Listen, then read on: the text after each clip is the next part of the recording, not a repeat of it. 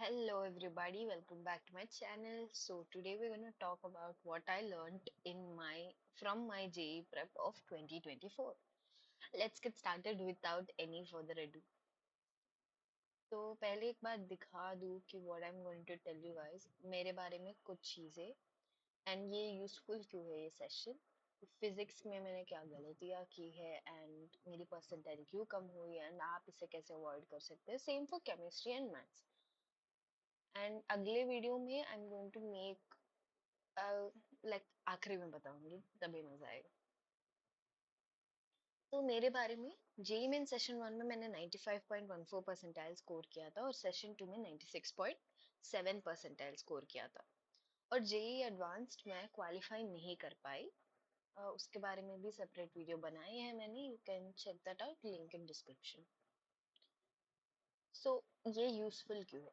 एक JEE aspirant को दूसरे जेई एस्पिरेंट की तरह कोई नहीं जानता और मेरे मिस्टेक्स अवॉइड करके आप लाइक बहुत बूस्ट कर सकते हो अपने परफॉर्मेंस को, इसलिए इतनी मेहनत से सारे स्लाइड्स बनाए हैं मैंने। तो ये सारा वीडियो सुन के ही जाना।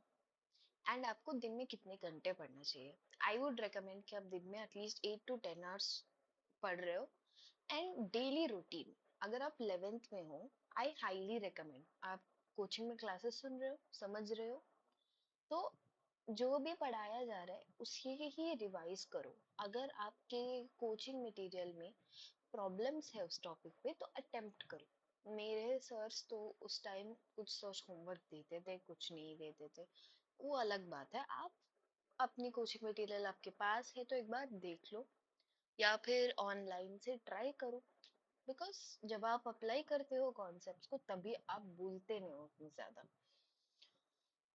और वीकली एक बार वो पूरा वीक में जो भी टीच किया गया था वो सब कुछ रिवाइज करो, यही मेरी रिकमेंडेशन है। यही 2 साल करोगे तो आपको आईआईटी पहुंचने से कोई नहीं रोक पाएगा, आई प्रॉमिस।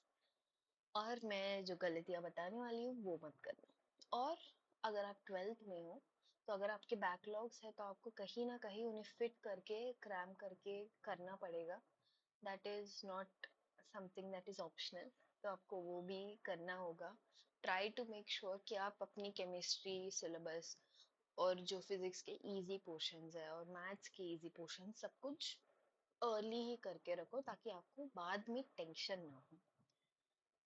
और फिजिक्स, फिजिक्स में आपको ध्यान रखना है कि आपको सिर्फ फॉर्मूलेज याद नहीं है, बल्कि फॉर्मूला जहां लगता है वो भी याद है।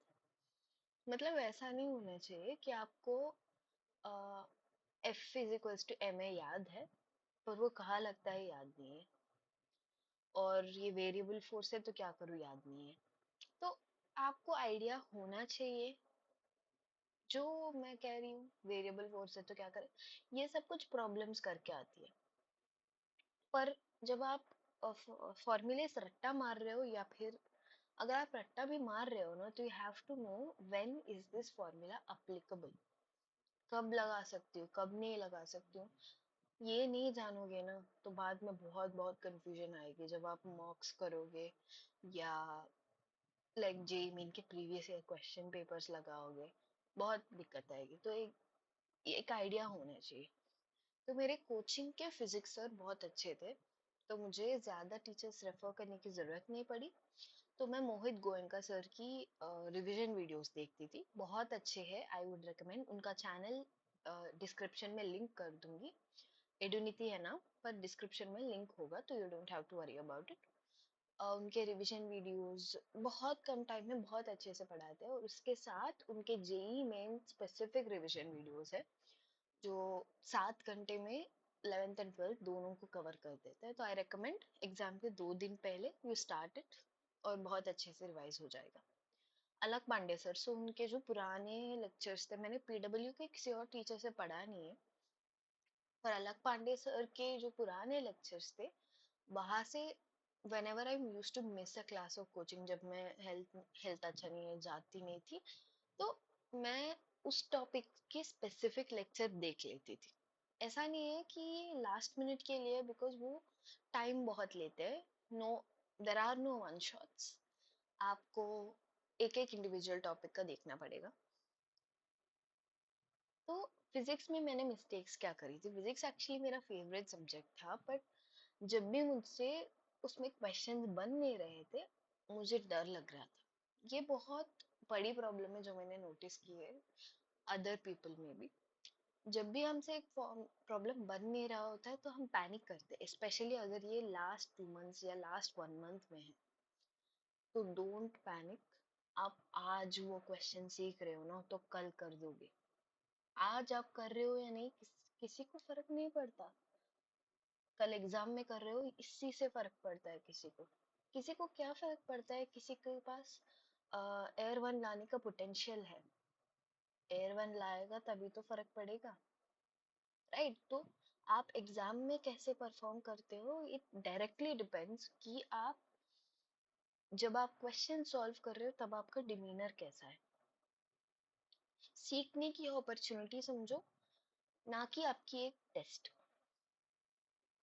ये बहुत बहुत इम्पोर्टेंट है। तो दूसरी बात, कुछ कॉन्सेप्ट्स छोड़ देना। तो ये भी मैंने नोटिस किए, और बहुत लोग करते भी है। पर जब आप छोड़ भी रहे हो ना, बी स्ट्रेटेजिक। ऐसा नहीं है आप ईएम वेव्स, एसएचएम और ऐसी चैप्टर्स छोड़ के चले जा रहे हो।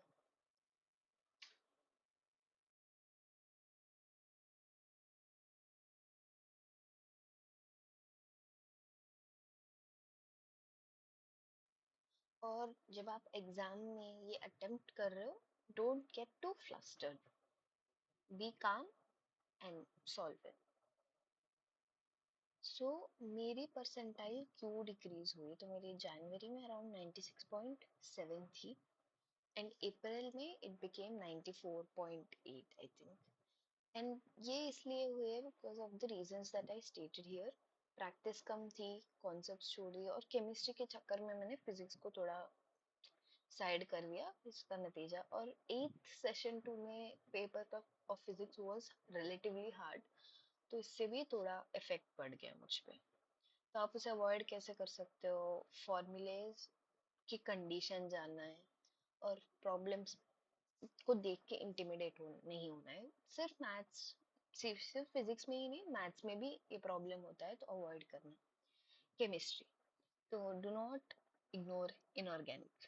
मैंने इनऑर्गेनिक इग्नोर मार सॉरी ऑर्गेनिक इग्नोर मारी। केमिस्ट्री आपकी एक हाथ है, बहुत बहुत इम्पोर्टेंट है यार, बहुत रिग्रेट करोगे बाद में अगर आपको केमिस्ट्री। मुझे भी केमिस्ट्री पसंद नहीं है, पढ़ रही हूँ इसका मतलब ये कि ये जे के लिए आती है, मुझे ज्यादा पसंद नहीं है।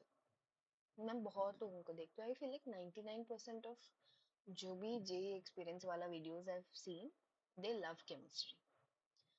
I I have never I have yet to see a person who says I hate chemistry. I'm just reading it for the sake of GE, and I am that kind of person.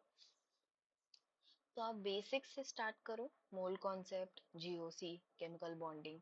ये नहीं समझोगे तो दूसरे को logically apply नहीं कर पाओगे, रट्टा मार दोगे फिर। और ज्यादा दिन याद नहीं रहता है जब आप रट्टा मारते हो, लॉजिक के साथ रट्टा मारते हो तब याद रहता है। और इंडिपेंडेंट चैप्टर, ज्यादातर इंडिपेंडेंट चैप्टर्स जे ने हटा दिए। तो सॉलिड स्टेट मानो, सरफेस केमिस्ट्री मानो, केमिकल काइनेटिक्स मुझे इंडिपेंडेंट ही लगती है। और क्वालिटेटिव एनालिसिस इंपॉर्टेंट भी है, और रट्टा मारना है यार, इसमें कौन सी डिपेंडेंट बात होगी। तो मैंने परसेंटाइल ज्यादा लाइक अमेजिंग परसेंटाइल इम्प्रूवमेंट नहीं थी। आई विल शो यू, एक स्लाइड है यहाँ पे। हाँ, 85.9 थी, 91 पॉइंट समथिंग हुई। द रीजन इज, आगे डिस्कस कर लेंगे। मिस्टेक्स इन केमिस्ट्री, पहले ऑर्गेनिक को इग्नोर किया था मैंने, और केमिस्ट्री के बिना जे क्लियर करने का सपना, दोनों बहुत बड़ी गलतियां निकली है। तो डोंट डू दिस। केमिस्ट्री पसंद नहीं है तो बाढ़ में गया तुम्हारा पसंद, केमिस्ट्री पढ़ो। टीचर्स आई स्टडीड फ्रॉम, अगर आपको मेंस में दिक्कत नहीं हो रही है, एक सब्जेक्ट छोड़ के एडवांस में जरूर होगी। Teachers I studied from, so chemistry के लिए मैंने साक्षी मैम की लेक्चर्स देखे। She used to work at an academy Atoms, and now she works in Vora Classes. उनका खुद का चैनल है। और मोहित रायन सर, तो साक्षी बोरा मैम बहुत बहुत बहुत हेल्पफुल रही है मेरी जर्नी में। तो मैंने उनकी बाउंस बैक सीरीज अच्छे से फॉलो की थी ऑर्गेनिक के लिए, बिकॉज लास्ट में इतनी टाइम नहीं थी। एंड बहुत कॉम्पिलेशंस देखा मैंने उनका, लाइक बुनियाद एंड बुलंद ऐसी सीरीज बनाई थी उन्होंने। तो बेसिकली वोरा क्लास पे और 3 वीडियोस में उन्होंने फिजिकल, इनऑर्गेनिक, ऑर्गेनिक का एक समरी जैसा बनाया है। तो जे के लिए बहुत यूजफुल रहेगा। एक मतलब 10 घंटे में आप फिजिकल पूरा रिवाइज कर रहे हो, इट कैन बी यूजफुल। अगर आप भूल चुके हो या फिर आपको लग रहा है कुछ याद नहीं है, तो आप ऐसे देख के अच्छे से याद रख सकते हो। और एक और अच्छी बात ये है, क्योंकि बार बार सुना नहीं जाता ना, आप बार बार 10 घंटे का लेक्चर देके जा रहे हो तो होता नहीं है। आप पीडीएफ पूरा क्लासेस के ऐप से डाउनलोड कर सकते हो, और रेफर करने में आई डोंट थिंक 2 घंटे से ज्यादा लगेगा।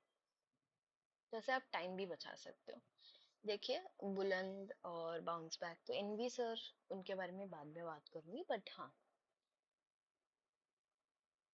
बाउंस बैक का प्लेलिस्ट का भी लिंक डिस्क्रिप्शन में रहेगा, तो सारे रिसोर्सेज होंगे डिस्क्रिप्शन में, you can check it out.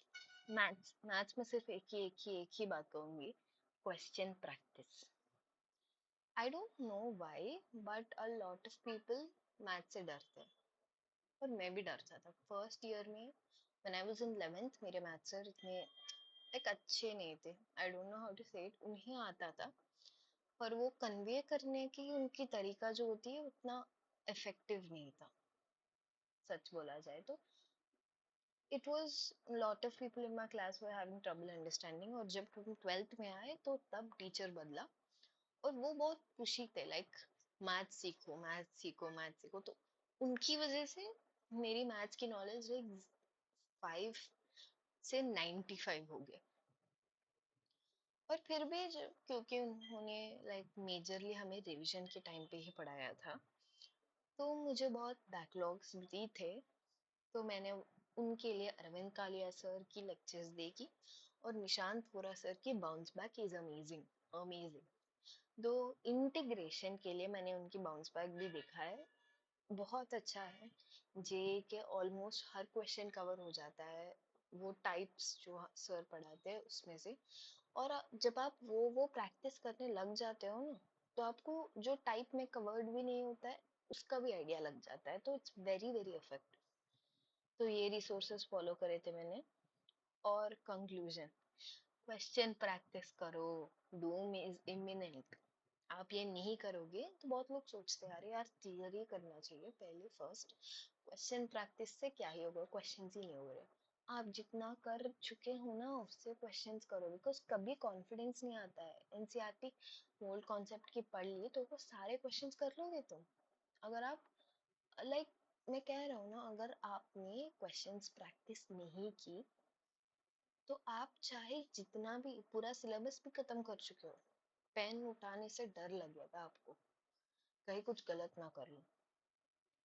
और try to start PYQ focus in November. मतलब I know lot of people are advanced focused, तो मैं ये कहूंगी आपसे कि आप एडवांस्ड की फोकस अराउंड नवंबर की एंड पे छोड़ दो। मतलब ऐसा नहीं है कि आप एडवांस छोड़ रहे हो, नहीं।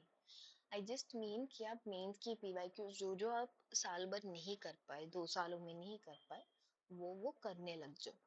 और उसके साथ आप ऑल्सो मेक श्योर कि आप जेई मेन की रिवीजन भी में भी लगे हो, बिकॉज जेई मेन्स नहीं क्वालिफाई कर पाए तो एडवांस देने का मौका ही नहीं मिलेगा, फिर आपका कैलिबर कहाँ दिखाओगे। एंड टारगेट फर्स्ट अटेम्प्ट, ये गोल्डन एडवाइस है जो मुझे बहुत लोगों ने बताया था, और मैं आपको भी बता रही हूँ। जनवरी में अगर आप, मैं ये भी नहीं कहूंगी, आई नो कंपटीशन बढ़ता है, ट्रू, बट अगर आपने जनवरी में 99.5 प्लस या 99 प्लस स्कोर कर ली ना, तो फिर आपको अप्रैल की सोचना भी नहीं पड़ेगा। मतलब थिंक अबाउट इट, आपको अप्रैल मेंस के लिए सोचना की जरूरत ही नहीं पड़ेगी, तो आपको कितना टाइम बच जाएगा।